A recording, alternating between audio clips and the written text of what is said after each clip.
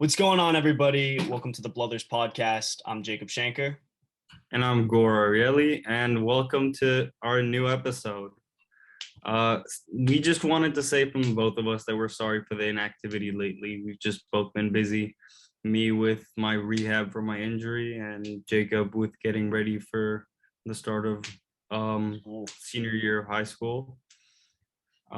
So we just wanted to start off the episode by saying that we are very sorry. And yeah, let's get into it. Let's do it. So why don't we soccer. I know we've been posting a little bit about it on our story, but I mean, is Mbappe really going to leave? Well, I mean, from what I've heard, he wants to leave. Yeah.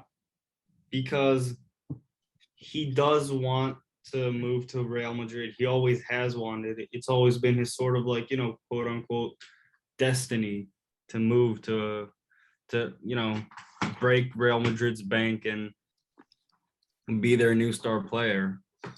And it seems like it's either going to be this year or next year as a free agent. I mean, so it's pretty much just that he wants to be like the star player and he just wants money, right? I mean, you can say that, but you can also say that Real Madrid is a bigger club than PSG. So he just wants to play at the biggest club there is, and for some people, that real world. Yeah, I mean, a lot of people know Real Madrid, but I really just think it's mostly he just wants the money then, if that's the case. Because if he wants to win, he'll stay with PSG, right? Maybe he doesn't want to win the way that PSG are probably going to win, which is by overpowering their oppositions. I mean, Real Madrid, they have a good thing going. They have a few young players. Obviously, bringing in Mbappe, who's still 20. I think he's like 21. Yeah. Which is crazy. Like, this is one of the best players in the world, and he's 21. You can just drink in America. Yeah. So, him coming in, they also have Vinicius, they also have Fede Valverde, they also have Ferland Mendy. Like, they have a good thing going, and I think getting Mbappe obviously would strengthen them, but it's also a way to build for the future. Yeah, I mean, I do see that.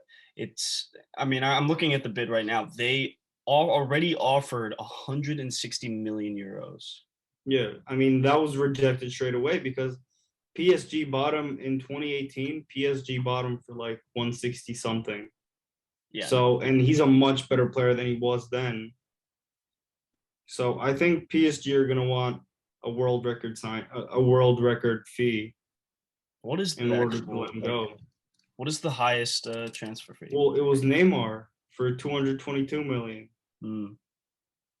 I could see it being 230.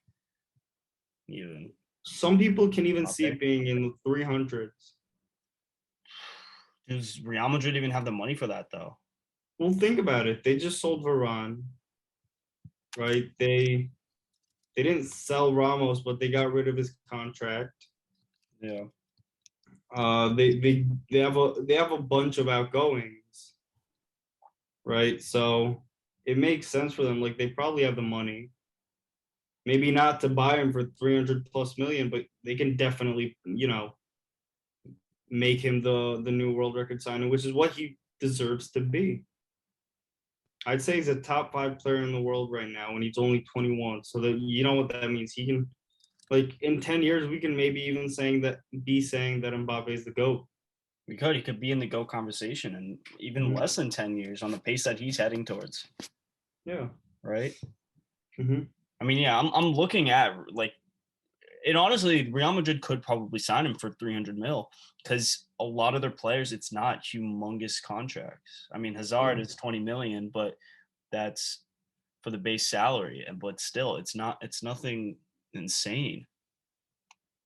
They've kept their players on normal salaries, which is good for them. It is good because it's hard because players have big egos nowadays. Oh yeah. Well, not just in soccer, but in any sport. Athletes in general. Yeah, I mean, look at the man himself, Dennis Schroeder. Lost Yeah. $70+ million because he thought he was worth more than $82 million. Yeah. Hell no. Sucks Well, for moving on into definite Real Madrid legend him. and Cristiano Ronaldo. I just wanted to ask you this. Do you think the rumors about him leaving are true? I do. I honestly, I mean, his contract's up to next summer, right? Or this summer? I think it's next summer. I think it's Okay. 2023. Yeah, I mean, I could see him honestly leaving even before then because he's gonna want to win again. That's obviously going to be the goal for Ronaldo. He's always been about winning.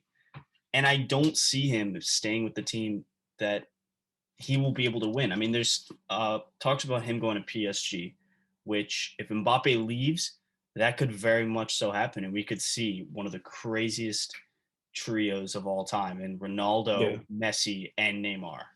yeah. That is definitely, if you ask anyone what their fantasy front three would be, it's Messi, Neymar, and Ronaldo. And seeing Messi and Ronaldo play together would be just crazy, like absolutely crazy.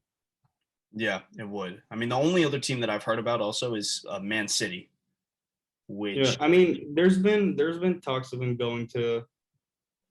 He said he wants to go back to the Premier League, and only for a Champions League contending side. So that can, if you're talking realistically, Chelsea's not going to sign him. They don't need him. They just no. bought Lukaku. City can sign him, and United can sign him. I Those mean, are pretty I much know the you only would like it if two. United signed him. I would love it if he came back to United.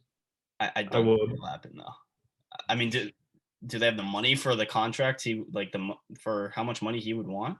Well, for the signings that they've made, they've actually kept it.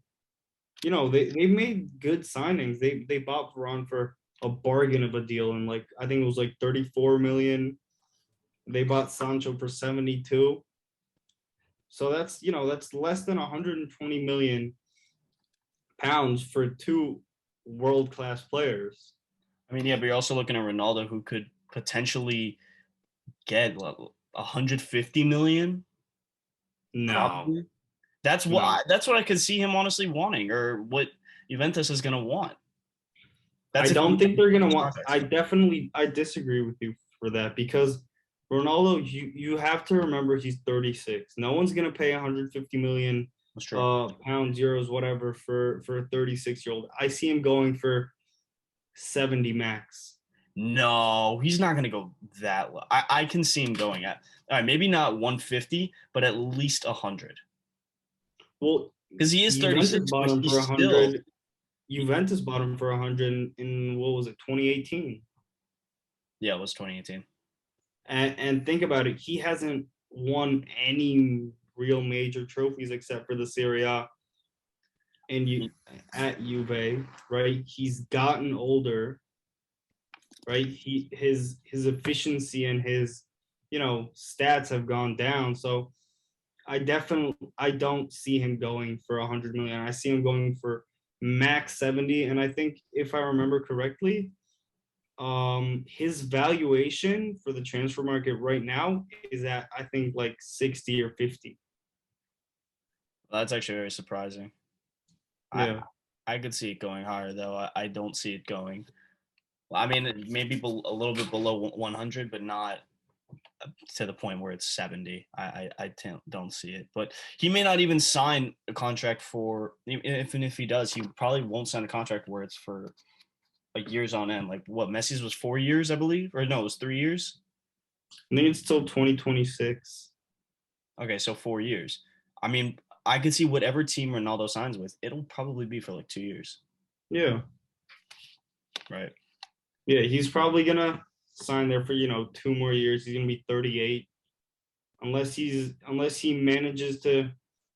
I honestly wouldn't be surprised if Ronaldo's still performing at a world class level at 38 years old.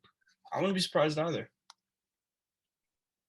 No. I really think that this guy, the way that he keeps his body healthy and the way that he like it's just crazy. Like this man at 35 years old had the physical capabilities of a 21-year-old's body. Yeah. Yeah. I mean, it's comparing to guys in other sports. I mean, LeBron, Kobe, when they played, it was the same thing. Now, I mean, even LeBron now, when he's getting older, but he's still in amazing shape for the age that he's in and for how long he's played. Mm-hmm. All right, but let's talk about baseball. My Okay. favorite thing in the world, the Yankees. Mm-hmm. And I'm not going to lie, I was a little upset probably about halfway into the season because they've been doing so bad, Aaron Boone.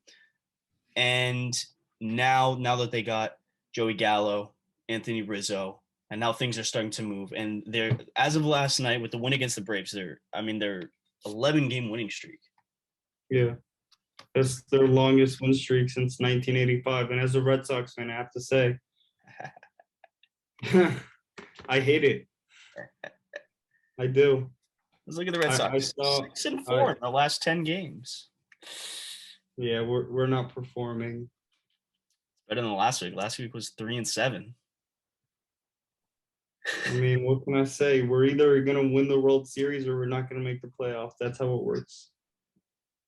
That's pretty much it. But I mean, without bias and without your Yankees hatred, do you think that the Yankees have a shot at the World Series now, with all the with everything that's going on now and how well they're playing? So I think that they've been playing really, really great. I think even with Chapman's sort of choke, he's still a great closer. They have great pitching. They just have a good all around team. And even though I hate to say it, I do feel like they have a shot.